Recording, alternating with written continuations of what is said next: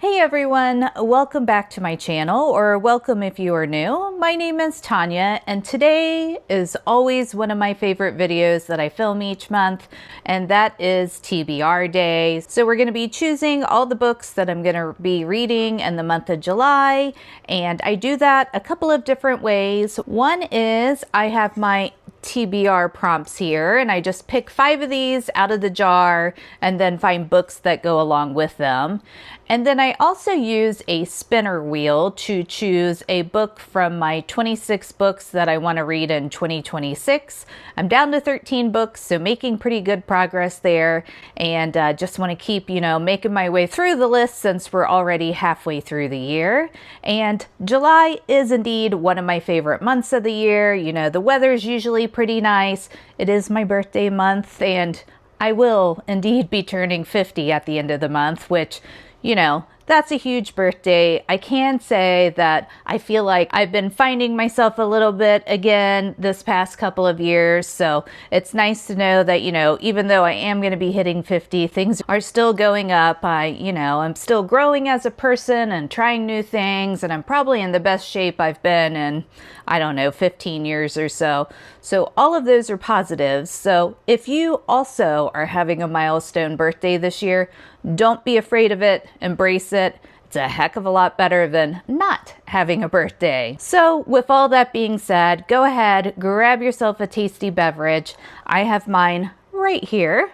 Sit back, relax, and let's chat about some books. So first off, I wanted to talk about 3 new releases that I'm looking forward to in the month of July. And those are Dominion by Jean Kwok, A Forsaken Prophecy by Stacey McEwen, and A Sea of Charms by Sarah Beth Durst. And Dominion is based on Chinese mythology, and there's basically 4 different factions of people, 4 different dominions who all have a little bit different type of magic. And we're following one girl named Ruby, who she is from a dominion where basically there was a big kind of disaster that happened, and everyone in the country had to essentially flee because it got overran by demons. And she has no memory of the events that took place that day. She doesn't remember her life prior to waking up on a boat. She doesn't remember her family, her parents, nothing. She has no memories whatsoever. And she's just kind of been existing since she became basically a refugee in this other dominion.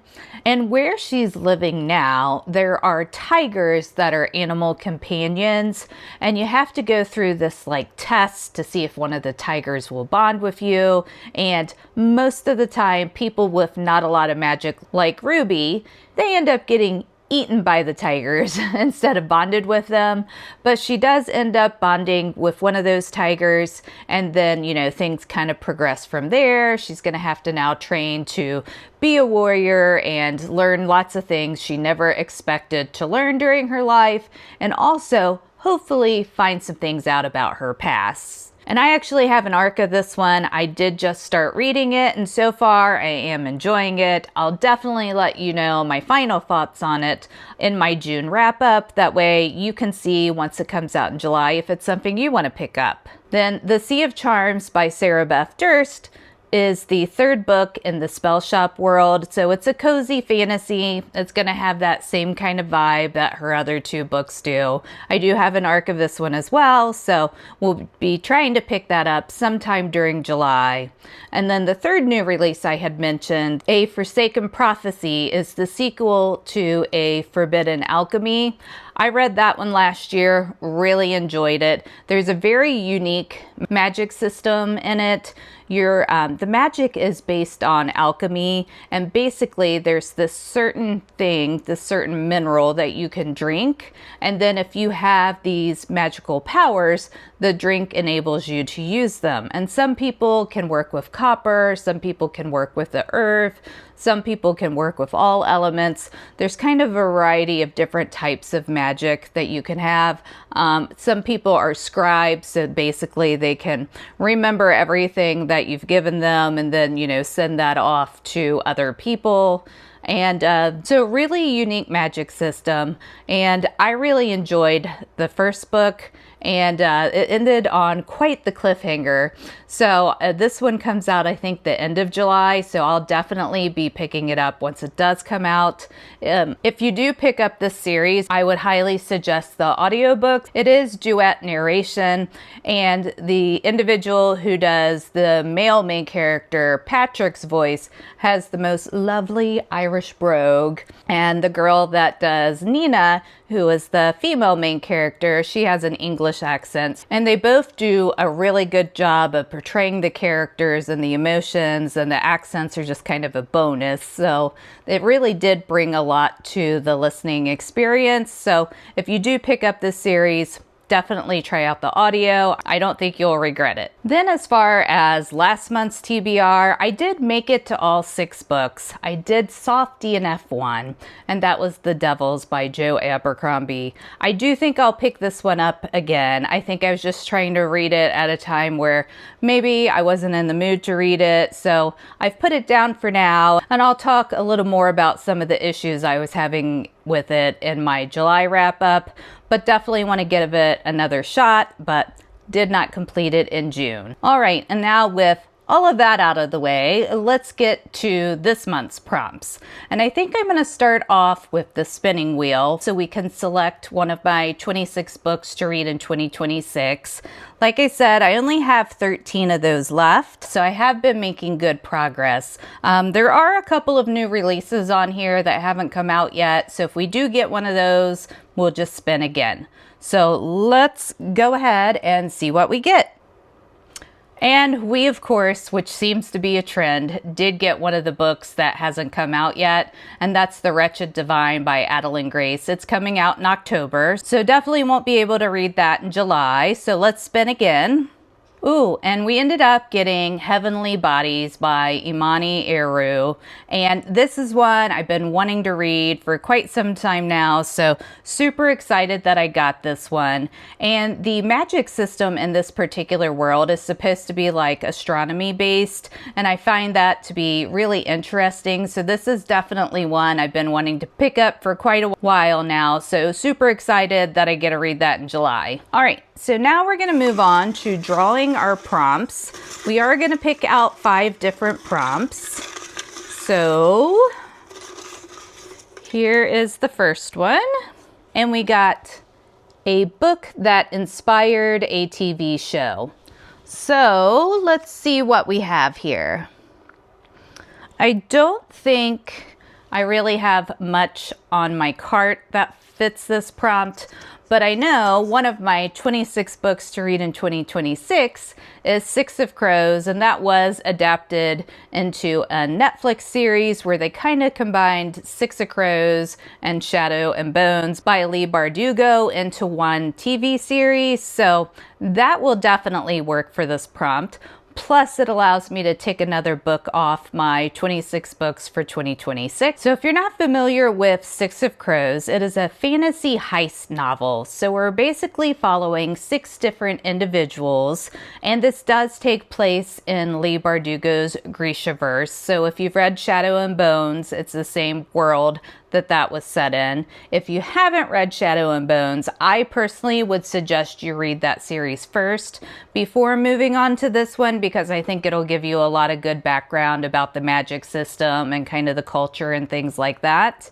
But in this particular series, we're following our 6 outcasts in a city called Ketterdam, and they get hired to basically pull off this impossible heist. And that's really all I know about this particular series in the Grishaverse.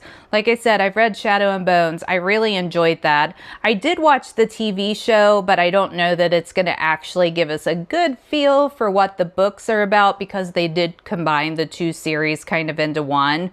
So I'm sure there's some things that happen in the TV series that don't take place in the books, but super excited that I'm finally making it to these. I guess it's my month for making it to books I've been wanting to get to for a while, just based on the first 2 picks. So let's see how the next ones go. So for pick number 2, and I have a slew of them here, I got Pick a NetGalley arc. And I don't even need to look at the different arcs I have to know what I want to pick for this one. We've already talked about it. I'm going to choose The Sea of Charms by Sarah Beth Durst because I do have that arc of it and it does come out this month. And this is the third book in the Spell Shop universe, and these are cozy fantasies. They're super cute. They make you feel good. There's some stakes, but they're not super high stakes. And I believe in this one, we are following a supply runner who I think's name is Marin, and she takes on a fake boyfriend for some reason. I'm not sure why, but you know, I guess sometimes on the high seas you need a fake boyfriend. And there's supposed to also be like a magical sea serpent in it. So sounds super cute. Sure, I'll enjoy it. Cozy fantasy isn't always my jam, but I have actually really enjoyed the Spell Shop world because there is enough of a plot and the stakes are generally high enough where I still find it pretty interesting. All right, on to prompt number 3. Let's get her hand down in there. Well, that's lovely. I guess let's take this one. All right, and we're gonna pick a Greek, Roman, or Egyptian inspired book. And those 3 are some of my favorite ancient civilizations. So I do actually have a couple of book choices I think that would fit this prompt. One I need to go grab real quick, so 1 second, please. All right, so I have The Shrouded Queen, and this is a book of the month book, and that is by Ashley Tropia. Not sure how you say that, but hopefully I was close. And this one I believe is Egyptian inspired. Then I have Verity Guild by Maya Corland. And this one is Roman inspired. And then I also have Cleopatra as one of my books on my 26 books to read in 2026. I don't have that one yet, but I know I have enough digital credits where I could pick it up to read on my Kindle if I wanted to. And that one, of course, is about Cleopatra. So there will be some Egyptian and some Roman influences in that particular book. So with those 3 options, so those are kind of the options I have. Now, I don't know much about The Shrouded Queen. This was my book of the month pick for June. And let's see here. The synopsis says, a slave and a princess switch places to survive, igniting parallel journeys of love and destiny. As a slave to the Ashroran royals, Samara has always known that she was expendable. So when vicious enemies attack, she is ready to die as a decoy for her princess. But when she's captured instead, she's forced to impersonate the princess and survive through brutal trials, all under the watch of her dangerously intriguing, shape-shifting captor. So definitely sounds like it will be interesting. And then for the Guild, this one, as I mentioned, is Roman inspired. And in it, we're following a high priestess who has spent her life hiding the truth that she's the last surviving heir of the magical bloodline the Republic slaughtered. One wrong step could be fatal. But when a senator is brutally killed and a temple blade is found at the scene, all eyes turn to her. So this one also sounds really interesting. I do think I'm going to pick Verity Guild though, because I do enjoy Maya Corland's writing so much. She wrote the Broken Blade series, which I read last year, and I really enjoyed her writing in that. It was fast paced and the characters had a lot of layers to them. So hopefully those trends will continue in Verity Guild. So yeah, that's what we're going to go with for prompt number 3. And moving right along here, prompt number 4.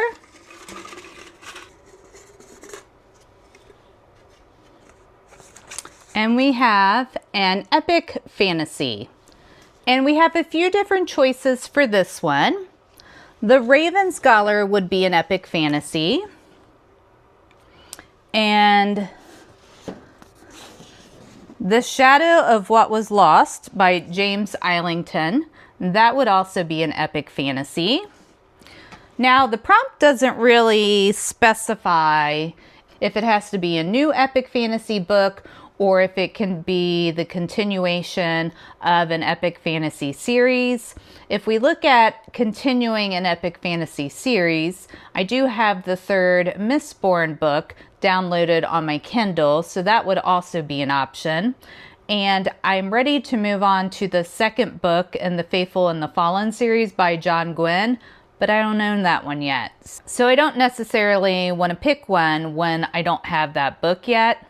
So out of those three, I think we're going to go with the third book in the Mistborn saga so I can finish up that first trilogy in the Mistborn series. It's been a couple months since I finished the second book in the series, so probably need to do the third book before I kind of forget some of the details of what was going on. And I believe the third book is named The Hero of Ages, so that'll be our fourth pick. Hero of Ages by Brandon Sanderson.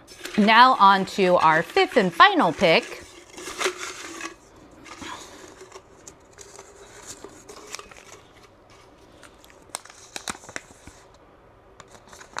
We got a book under 400 pages. So I am sure I have a book under 400 pages. We just got to figure out what that is. So Immortal Consequences, I think, is under 400 pages, but regardless, I want to save that one for the fall. Let's see. Divine Rivals.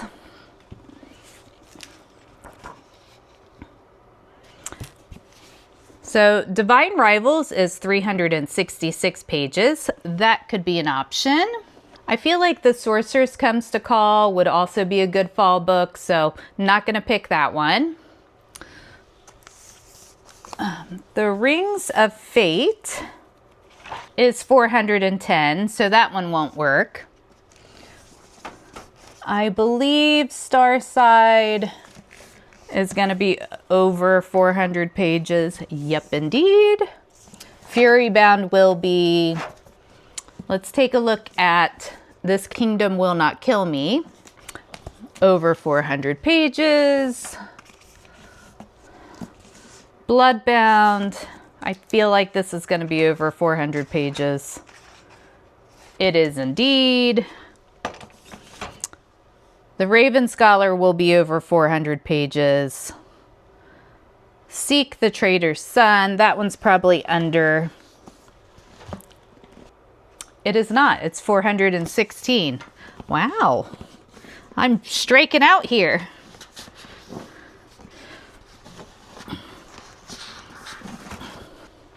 Based on the type of books I read, a lot of the time they end up being over 400 pages. So I guess I shouldn't be surprised that I'm having a little trouble finding one. Wayward, I want to say for the fall. Let's check out Wild Reverence. This one looks thicker though.